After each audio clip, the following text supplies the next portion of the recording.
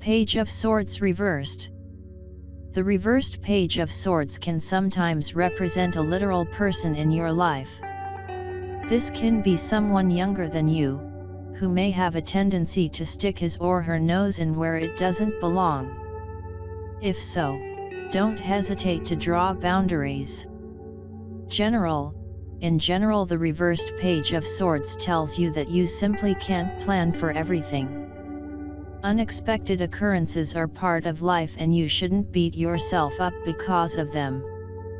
Work through any problems that crop up one step at a time. Work. In relation to work questions, the reversed page indicates that you may soon be dealing with some unexpected conflict at work or a message you were not expecting.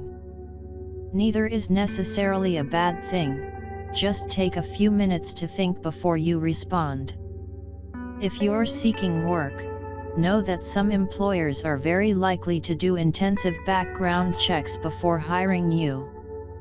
Be prepared to respond about questions regarding your past or about information you consider personal, like your credit score. Love. In love questions, the reversed Page of Swords points to difficulty in communications. Say what you mean and mean what you say. However, when relating to your partner, you may need to look at deeper meanings behind the words. If you are looking for love, you may be attracted to someone who then strikes you as a braggart or a big talker. Sometimes this is just nervousness, give them a chance. Finances. When it comes to money, the reversed page can indicate that you may receive a message that you aren't thrilled about, such as you or your partner not getting an expected pay rise. Don't panic, you can work with the situation and things could be a whole lot worse. Don't overreact, either. The initial information you get may be incorrect. Dig deeper and be patient. Health. The reversed Page of Swords can indicate people talking off the cuff in relation to health in a way that could be worrisome. Remember that all may not be as it seems, initially. Before agreeing to major, invasive health procedures, seek a second opinion if at all possible. Don't share health information that you want to be kept private, particularly with someone you don't know well. They are unlikely to keep your secret. Spirituality. This card in the context of spirituality can indicate that you will meet someone who sets themselves up as a spiritual guru, but who in fact talks a great deal more than they actually know. Be cautious and circumspect, take what this person has to say which really resonates with you, and leave the rest behind. Beware of egotistical spiritual advisors. Tarot history. The history of the tarot is shrouded in mystery.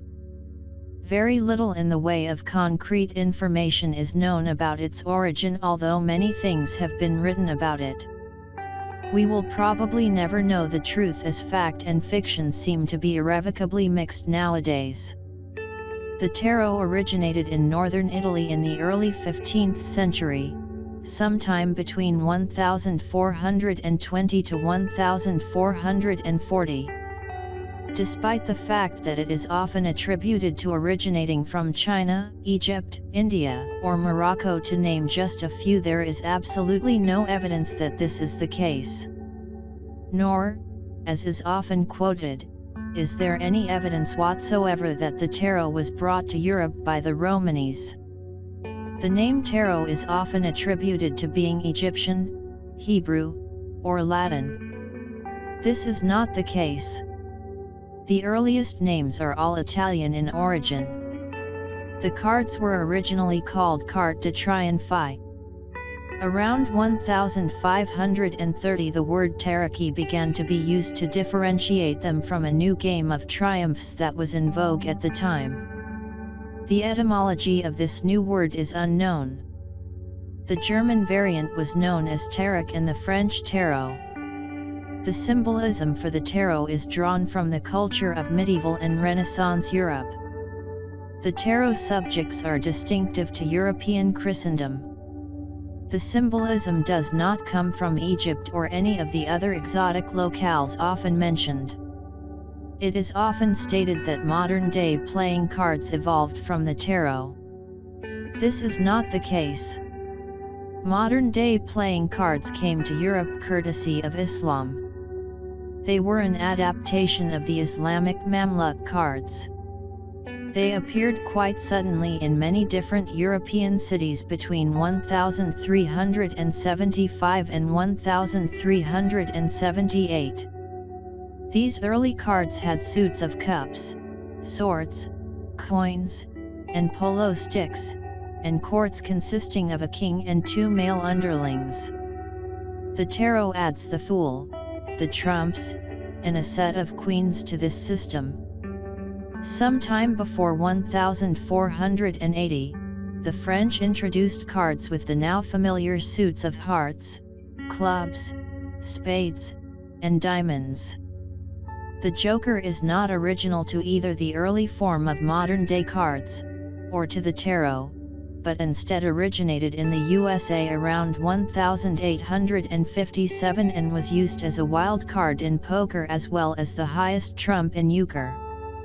It is also often stated that the Catholic and Protestant churches outlawed the tarot and all who used it in an effort to stamp out so-called heretical teachings. This is not the case. The Inquisition documented what the Church considered as evidence of heresy in great detail. The tarot was not even mentioned.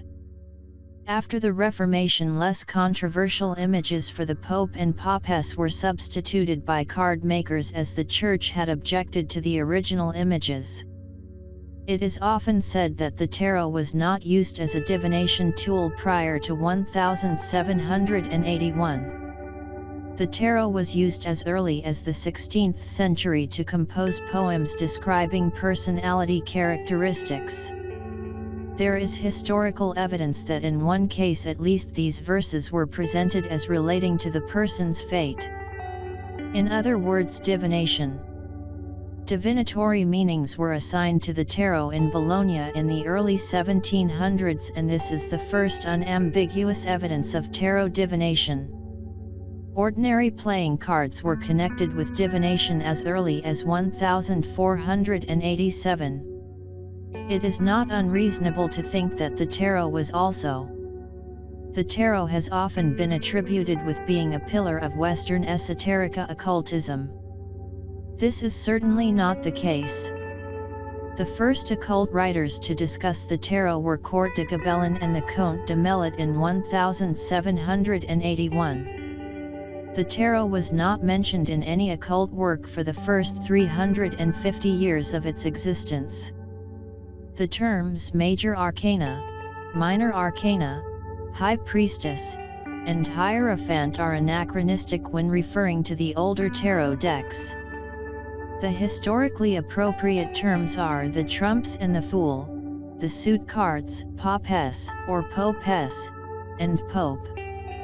Likewise, pentacles and wands are relatively recent substitutions for the traditional suit names of coins and staves or batons. The original Italian titles of the cards were in some cases different from the later French titles that have become familiar to us through the Tarot de Marseille and its descendants. Also, the ordering of the trumps varied considerably in Italy, where the cards originated. It is not known which ordering is the earliest one. Even the number of cards in the deck varied a great deal. So care should be used in making statements about the original meaning of the cards based on the familiar titles and ordering. Many believe that the Waite-Smith Tarot is the original, standard, or most authentic tarot deck in existence. This is absolutely untrue. The Waite-Smith/Rider-Waite deck was created in 1909, not even 100 years ago, making it a relative newcomer in the almost 600-year history of the tarot. There is actually no definitive version of the tarot.